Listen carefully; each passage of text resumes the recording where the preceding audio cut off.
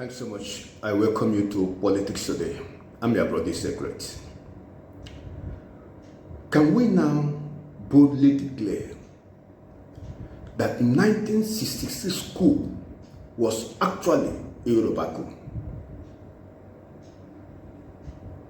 Is it not time that the government and people of Nigeria revisit this wicked claim that the coup was actually Igbo coup? I am saying this in the light of the revelation coming from the book of Ibrahim Badamasi Babangida, former head of state, retired general. President General Ibrahim Babangida in his book, A Journey in Service, that the 1966 coup was not an Igbo coup as alleged. Igbo Apex Group, Ohaneze Igbo, on Sunday, February 23, has demanded an apology. Babangida in his book revealed that the primary objective of the coup plotters was to release Chief Obafemi Awolowo from prison and install him as Prime Minister. He emphasized that the involvement of officers from different ethnic backgrounds, including non-Igbo officers such as Major Adewale Ademoyiga, Captain Ganiyu Adeleke, and Lieutenants Fola Oyewole and Olafimihon, further invalidates the claim that it was an Igbo-driven coup. Additionally, some senior Igbo officers were also victims of the coup, such as Lieutenant Colonel Arthur Chinyelu Unegbe, who was executed by fellow officer Major Chris Anufor. This further weakens the argument that the coup was designed to serve Igbo interests. You see, the Bola Tinubu decided to play down on this deep revelation. They were only concerned about thanking Babangida for accepting that Abiola was actually the winner of 1993 presidential election. And so Abiola should be honored. Abiola was actually the winner. Everybody knows Abiola was the winner. But there was something IBB pointed out, which the government failed to respond to. They have not done anything in that direction.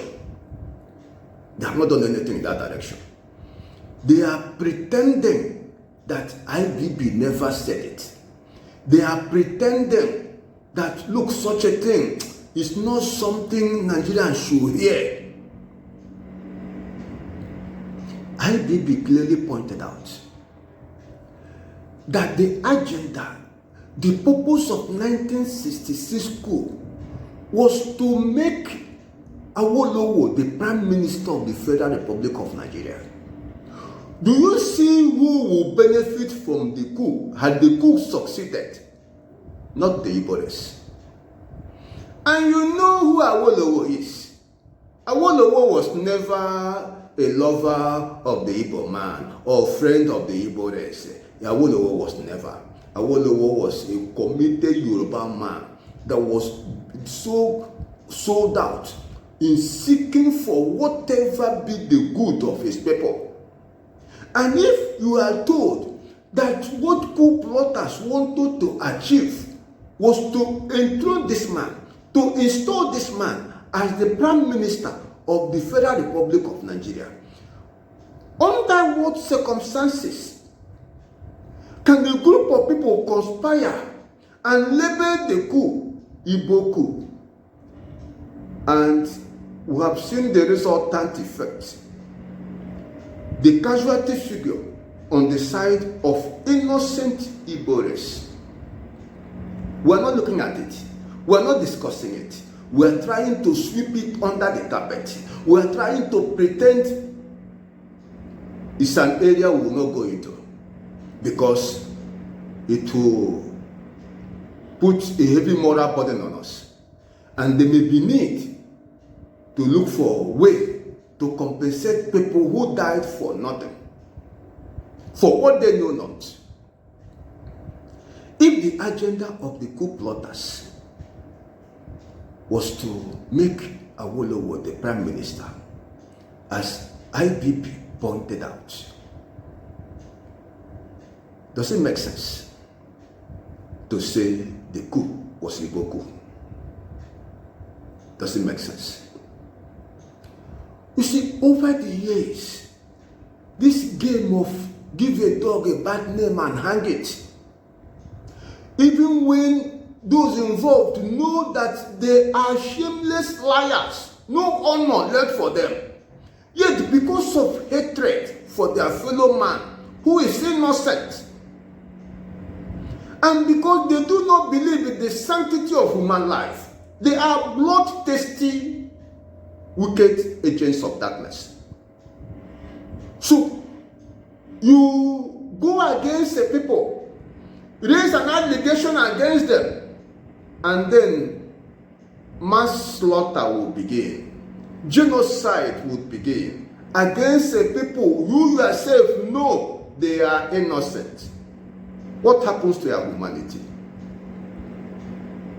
And Tinubu's government will receive this type of revelation from no other than IBB, and they are trying to sweep it under the carpet.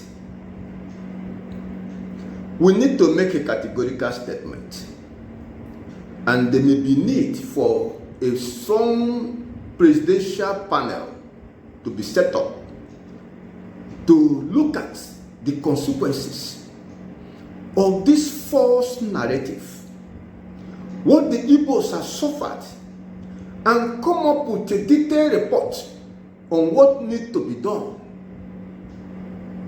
to see that justice is done.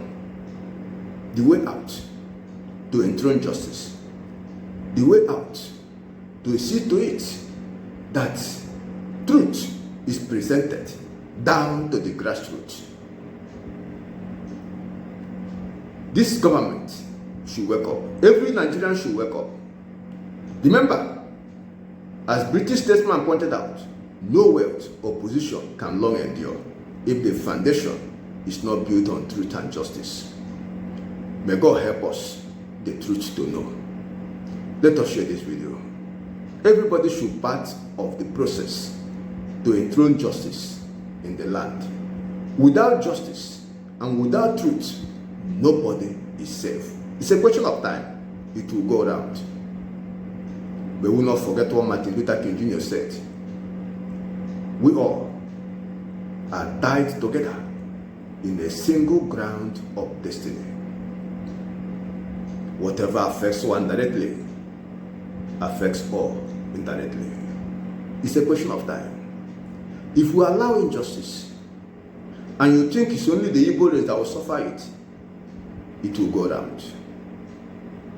And when you start crying for injustice, may you not forget, when the Igbos suffered it, where were you? What was your position? What did you say? What did you do? A time will come, these questions will face you. Some people in Nigeria are already on it. Injustice is going around. What do we do? Let us stop it once and for all. We'll stop it with truth. And when truth is taken to the grassroots, and there is a national repentance, that is when we will build a nation, and the future of generation unborn will be secured.